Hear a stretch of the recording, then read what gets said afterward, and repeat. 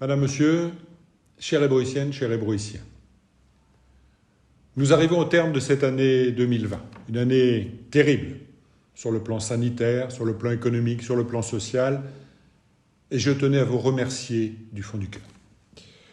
Vous remercier parce que tous ensemble, nous avons fait face à cette situation avec beaucoup de dignité, avec beaucoup de solidarité. Chacun à notre place, actifs ou retraités, salariés ou bénévoles, fonctionnaires ou élus locaux, nous avons tenu nos engagements et nous sommes restés attentifs les uns aux autres.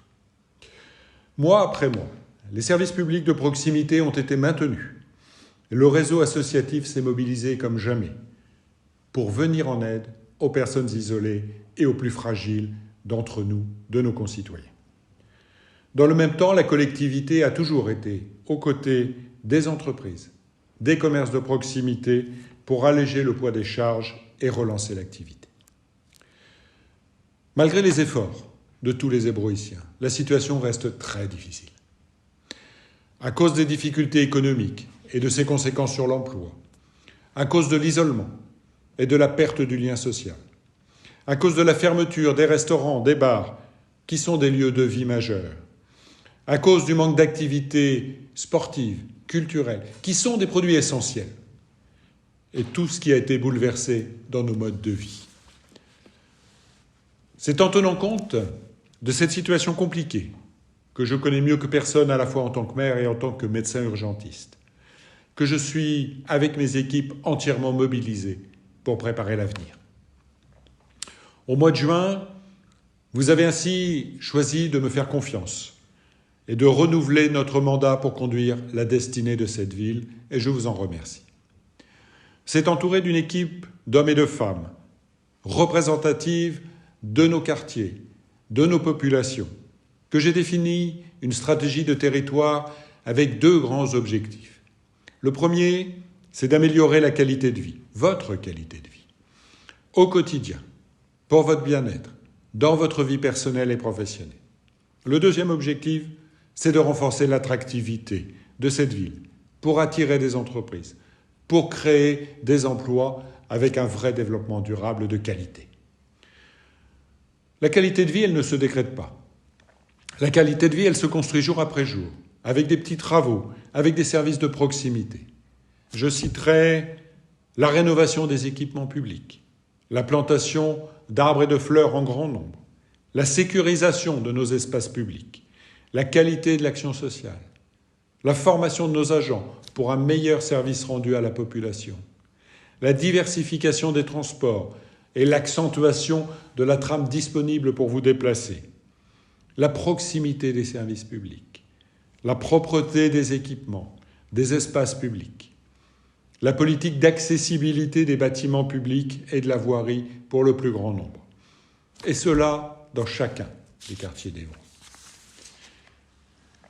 L'attractivité de la ville d'Évreux, elle se construit avec des investissements importants dans tous les domaines.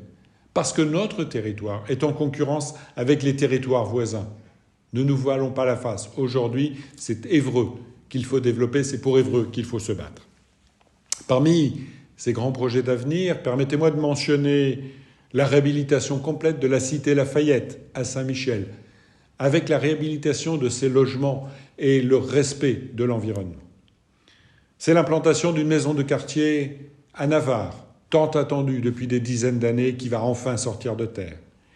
C'est la renaissance de l'îlot Saint-Louis, en plein centre-ville, avec la création d'une école d'infirmières, avec la création de logements, d'une résidence senior, d'une nouvelle école pour nos enfants et d'un parc de plus d'1 hectare. C'est la construction d'une piscine, le fameux équipement aqualudique à la Madeleine, tellement attendu par notre jeunesse. C'est la végétalisation des places peupliers et suffraines à Netreville et la construction, là aussi, d'une médiathèque, d'une résidence pour personnes âgées et d'une maison médicale. C'est la rénovation des écoles du Closoduc. C'est l'installation de 160 familles allemandes sur la base aérienne 105. Vous voyez, quelques-uns, parce que je ne veux pas être trop long, des nombreux projets qui nous attendent dès cette année 2021. Vous le savez, je n'ai pas l'habitude de faire des promesses. Moi, je prends des engagements et je les tiens. vis-à-vis de vous, parce que c'est vous qui êtes les seuls comptables pour vérifier que l'action que nous menons est réellement au service de la ville et de sa population, et que nous avançons ensemble dans la bonne direction. Depuis 2014, chaque quartier a bénéficié de notre action. La renaissance du centre-ville donne une nouvelle image à la ville tout entière, mais c'est l'ensemble de notre ville qui fait l'objet de nos attentions quotidiennes. Dans les années qui viennent, la tâche reste immense, mais elle est enthousiasmante. Car nous avons la chance de vivre aujourd'hui dans une ville magnifique. Aujourd'hui, et pour l'avenir de nos enfants, nous devons continuer à avancer ensemble. Je vous souhaite, pour 2021, de partager toujours plus les valeurs de solidarité, d'entraide que nous avons vécues dans cette année si difficile. Je nous souhaite, pour 2021, de nous respecter les uns les autres, quelles que soient nos origines, quel que soit notre âge, quel que soit notre milieu social, et d'accompagner ensemble l'ensemble des générations. Madame, Monsieur, chère Ébrouissienne, chers Ébrouissiens, permettez-moi, au seuil de cette nouvelle année, de vous souhaiter malgré tout la meilleure santé possible. Continuez à prendre soin de vous.